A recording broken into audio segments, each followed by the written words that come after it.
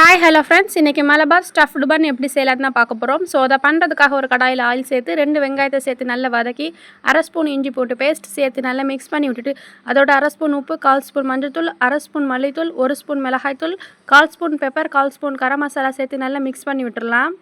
அதோட ஒரு சின்ன சைஸ் தக்காளி சேர்த்து கருவேப்பிலையும் சேர்த்துட்டு நல்லா வதக்கிட்டு வதங்கின பிறகு பாதி கேப்சிகம் கொஞ்சமாக மல்லிக்கரையும் சேர்த்து 50% குக் ஆன பிறகு ஸ்டவ் ஆஃப் பண்ணிடலாம். இப்போ ஒரு பவுலில் 3 ஸ்பூன் மைதா, ஒரு பிஞ்ச் ஆஃப் உப்பு, கொஞ்சம் தண்ணி சேர்த்து நல்லா மிக்ஸ் பண்ணி எடுத்து வச்சிடுறேன். இன்னொரு சைட் பன்னோட பேக் சைடில் ஸ்கொயர் ஷேப்பில் கட் பண்ணி உள்ளதான் எடுத்துகிட்டு ரெடி பண்ண ஸ்டஃபிங்கை உள்ளே வச்சு பாதி முட்டையை திருப்பி வச்சுட்டு ஒன்ஸ் அகெயின் ஸ்டஃபிங்கை முட்டை மேலே வச்சுட்டு கட் பண்ண பார்ட்டை க்ளோஸ் பண்ணி மைதாவை அந்த கேப்பில் வச்சு ஸ்ப்ரெட் பண்ணி விட்டால் நல்லா ஒட்டிக்கும்.